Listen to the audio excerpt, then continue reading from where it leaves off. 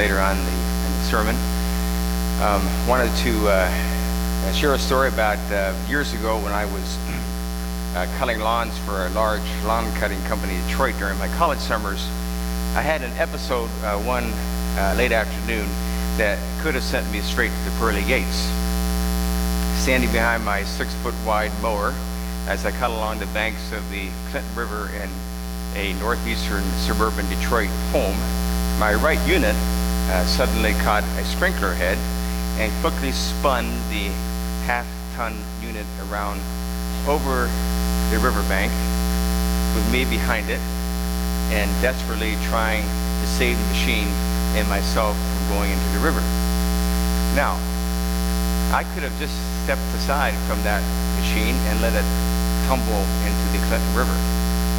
But I knew that my boss and the owner of the company would not be too happy about learning that his several $1,000 piece of equipment was lying at the bottom of the Clinton River. So I thought to hold the mower while I called for help. Fortunately, another crew member was in the front yard, came to rescue and helped save the day. Why do I mention this? My main motivation in all of this was not letting my boss down. Even though after it was all said and done, he would have forgiven my carelessness in catching that sprinkler head. Why was I so determined in not letting him down? Because the 5 summers that I worked with him,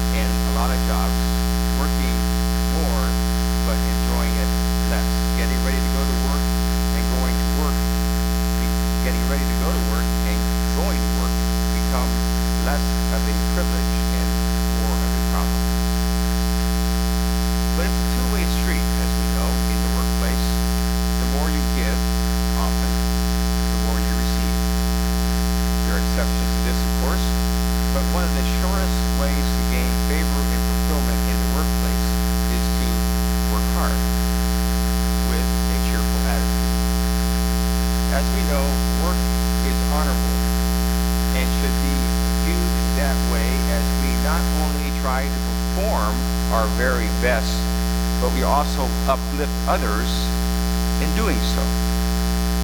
One way to gauge your performance and your attitude, and there are different ways, of course, to measure it, is to ask yourself the question, does my employer really look forward to me coming to work every day?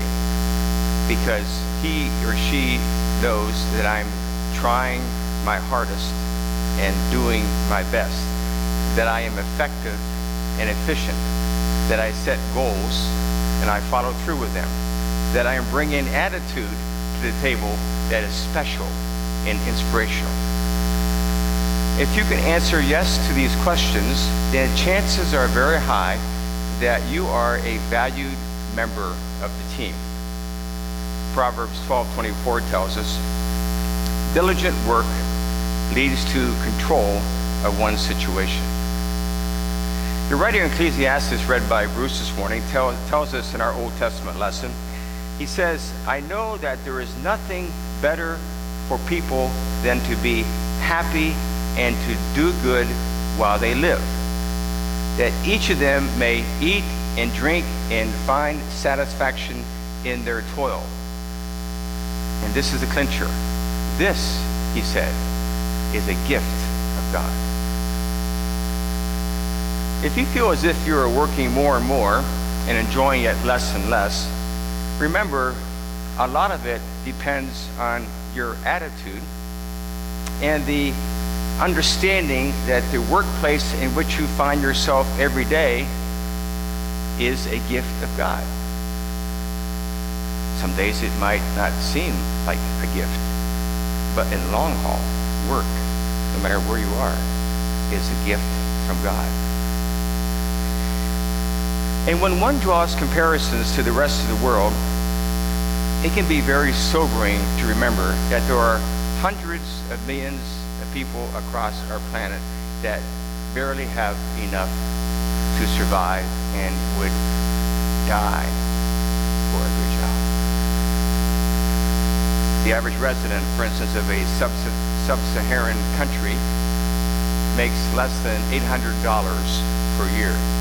Residents of some South American countries, such as Honduras and Nicaragua, Bolivia and Paraguay and El Salvador, make less than $2,000 a year, while the average Haitian resident makes less than $500 a year, just to name a few countries.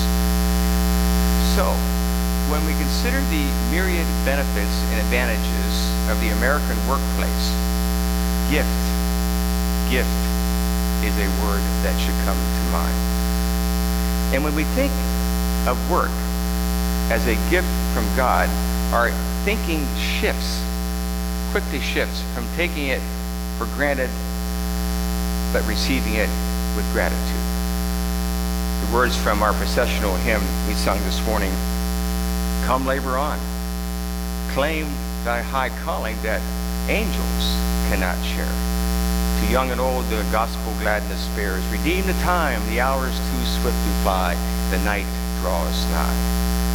The book I mentioned a few weeks ago by Greg Brenneman, entitled Right Away and All at Once, given to me by member Nelson Galley, as I said, also shares the writer's philosophy about faith and hard work. Mr. Brenneman, as I mentioned before, I grew up in Heston, Kansas, and eventually helped lead turnarounds of some very large American companies. But he talked too about the ethics of work in his growing up in Heston, Kansas. He said that in the summers when he was in high school in Heston, he would get up early in the morning. He would mow and trim the local golf course. He would deliver office furniture in the afternoon, and then he would off to bale hay.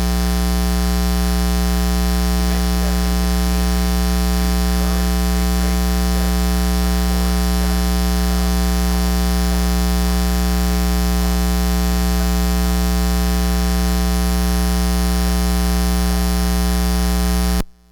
learned the golden rule because it was quoted again and again.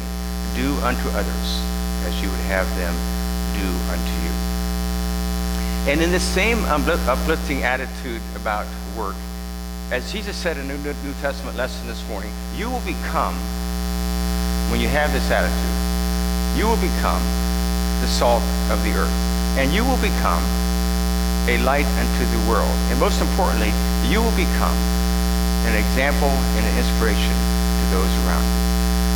Just last week at a local restaurant, I was having breakfast with a small group of Presbyterian pastors, and Katie was there, and our server was a young woman who was quickly moving between her assigned tables, working very hard with a smile on her face and consistently cheerful. She seemed to light up the room with attitude.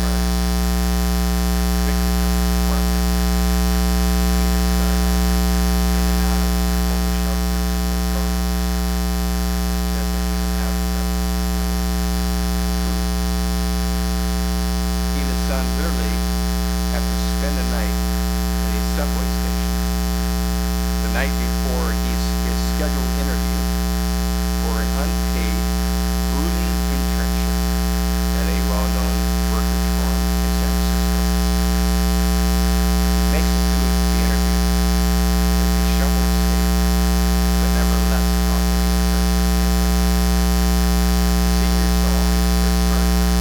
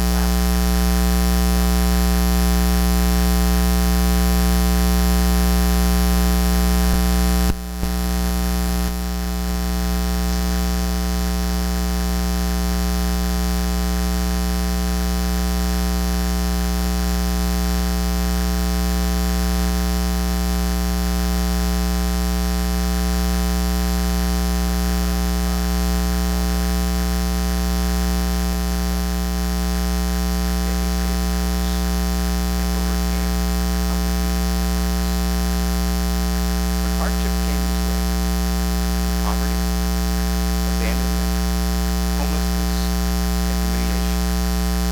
He chose not to escape, but to persevere. You know, that passage in the scriptures that comes to mind in all this comes from Philippians. Paul says, I have learned to be content in whatever circumstances I find myself in. I know how to get along with humble means. I know how to live in prosperity. In any and every circumstance, I have learned the secret of being filled and going hungry, both of having abundance and suffering need. I can do all things